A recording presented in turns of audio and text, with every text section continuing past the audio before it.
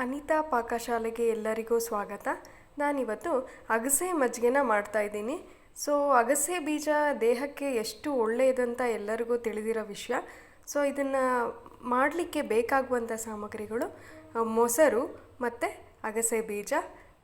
ಮೊದಲಿಗೆ ನಾವು ಮೊಸರನ್ನು ಒಂದು ಮಿಕ್ಸಿ ಜಾರ್ಗೆ ಹಾಕ್ಕೊಂಡು ಮಜ್ಜಿಗೆ ಮಾಡ್ಕೋಬೇಕು.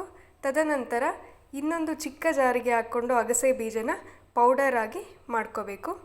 ಈಗ ನಾನು ಮಜ್ಜಿಗೆನ ರೆಡಿ ಮಾಡಿಟ್ಕೊಂಡಿದ್ದೀನಿ. ಸೊ ಅದೇ ರೀತಿ ಅಗಸೆ ಬೀಜನ ಪುಡಿ ಮಾಡಿಟ್ಕೊಂಡಿದ್ದೀನಿ.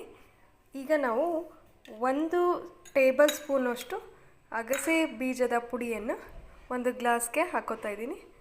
ಸೊ ಇದಕ್ಕೆ 1 ಗ್ಲಾಸಷ್ಟು ಮಜ್ಜಿಗೆನ ನಾನು ಇದಕ್ಕೆ ಹಾಕೋತಾ ಇದ್ದೀನಿ.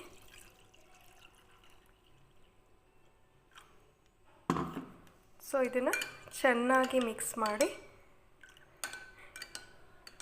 ಈಗ ಅಗಸೆ ಮಜ್ಜಿಗೆ ರೆಡಿ ಆಯಿತು. ಇದನ್ನು ಬೆಳಗ್ಗೆ ಟಿಫನ್ ಆಗೋಕ್ಕಿಂತ ಮುಂಚೆ ಕುಡಿದ್ರೆ ಹೆಲ್ತಿಗೆ ತುಂಬ ಒಳ್ಳೆಯದು. Thank you for watching.